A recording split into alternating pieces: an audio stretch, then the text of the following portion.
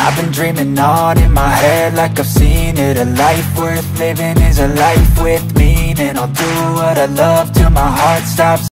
Ay kasalanan at kahihiyan.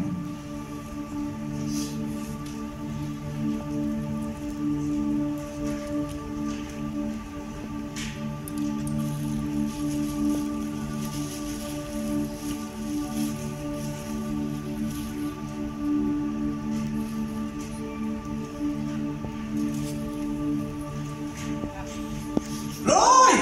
Pare! Kamusta na? Susunod ka dyan na. Di ka nag-iimbita. Celebration ba yan?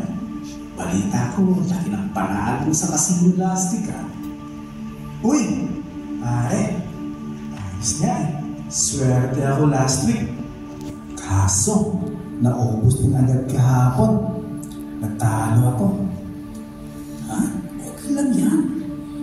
Balik ka lang ng balik. Mapapawi mo rin lahat yun. Ayoko na pre. Nauubos na lahat ng savings ko. Pati credit cards ko. Nagkamit ko na lahat. Bakong na ako. Ano ka ba? Ito, ibibigay ako sa'yo.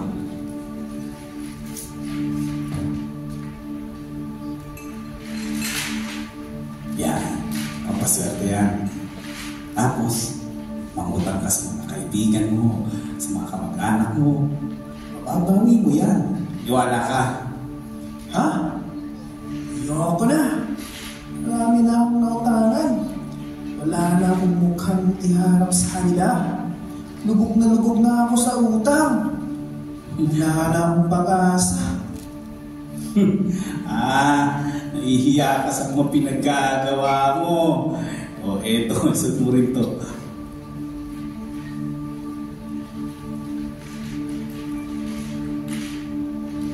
Ayoko na pre. Tulungan mo ako. Ano ba to? Ba't di ako mag-alis dito?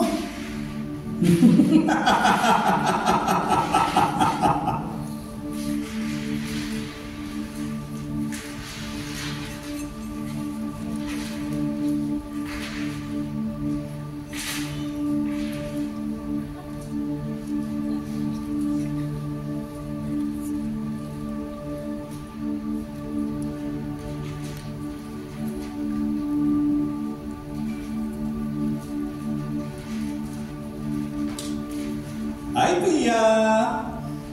Blooming ka! Oh, ikaw na naman. Tigilan mo nga ako. Uy, kamusta na para si Melvin? Going strong kayong dalawa, ha? Hay, inaaway na nga ako ng asawa niya. Nalaman na kasi ng misis niya yung maling relasyon namin. Kaya ayun, sinisiraan niya ako sa Facebook. Kung ano-ano kaya ang masasakit na salita yung pinupost niya patungkol sa akin. Hindi ko na kaya. Ha? Sagutin mo! Eh, kasalanan naman niya yun kung bakit naghanap ng iba itong si Melvin. Kapungana kasi siya. Ang importante, nagmamahanap kayo ng darling mo! Sa akin nga siya umuwi. Pero ayoko na. Pagod na ako sa ganitong setup. Ano ka ba? Ito, regalo nga pala si Melvin para sa'yo.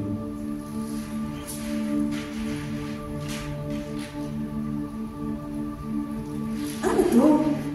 Ayoko na. Naninira ako ng isang pamilya. Mali-mali talaga yung relasyon namin. Wala namang pag-asa itong buhay ko. Nahihiya na ako sa sarili ko. Eto, isuot mo to. Gagaan pakiramdam mo.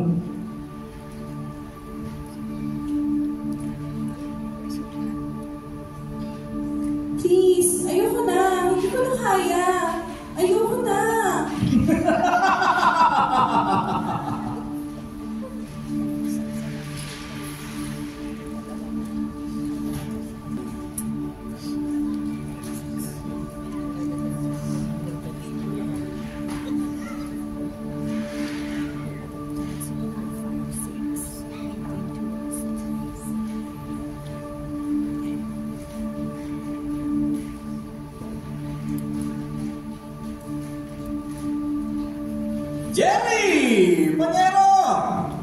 Busy-busy Sige, trabaho lang ng trabaho. Yayaman ka lalo niyan.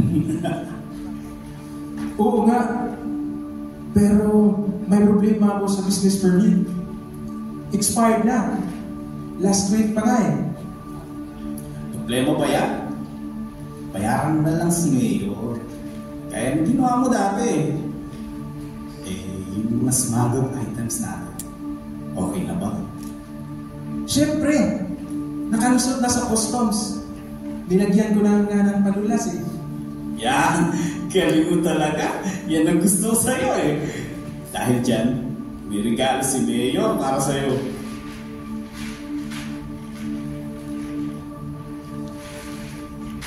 Pero parang may kulang. Oo, lahat na sa akin na. Magarang sasakyan, malaking bahay, maraming pera, magandang asawa, may mga anak, masarap na pagkain, sikat na sikat. Pero di ako masaya. Hindi na ako masaya. Asus! Di ka pa masaya? Lahat nasa iyo na. Eto, may bibigay pa ako sa'yo. Isuot mo to.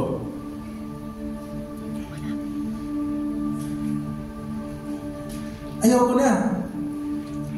Pwede ko namang iwan to eh. Kaso, sayang naman. Naguguluhan ako. Tulungan mo naman ako, panyero.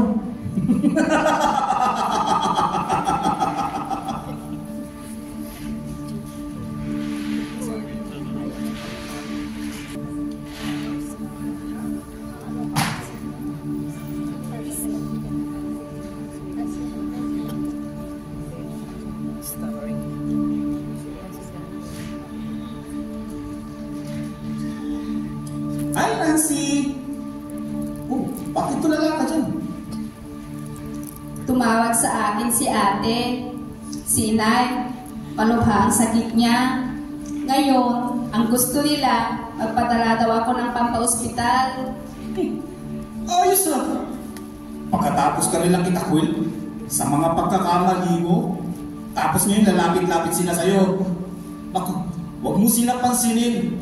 Huwag ka magpapadala, Nancy. Pabayaan mo sila. Kaya nang ginawa nila, di ba? Kaya nga eh, naalala ko yung mga sinabi nila sa akin noon. Nung pinalayas nila ako, grabe sila. Para nila akong pinatay noon. Tapos ngayon, porkit nasa Singapore na ako, akala nila, ganun kadali pera dito. Akala nila, nakalimutan ko lang ganun-ganun lang. Yan! Magalit ka! Sige, ilabas mo. Ipamukha mo sa kanila. Tigasan mo ang puso mo. Huwag mo kakalimutan ng mga ginawa nila sa'yo. Eto, may bibigay ako sa'yo. Pero, naalala ko si inay. Nangihina na siya. Kawawa naman siya. Namimiss ko na siya. Ayaw ka nga niya makita eh, di ba? Di ba? Ay, Nancy. Eto, isuot mo to para makalimutan mo sila ng tuluyan. Hindi ko na kaya to. Tatawagan ko si inay. Bakit ako makagalaw? Tulungan mo ako.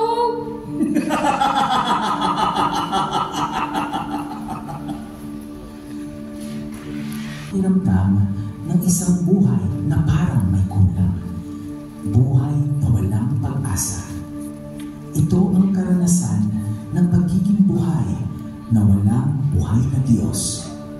Ang kadiliman ay maaaring maging napakalaki kung hindi natin pinapayagan ang liwanag na pumasok.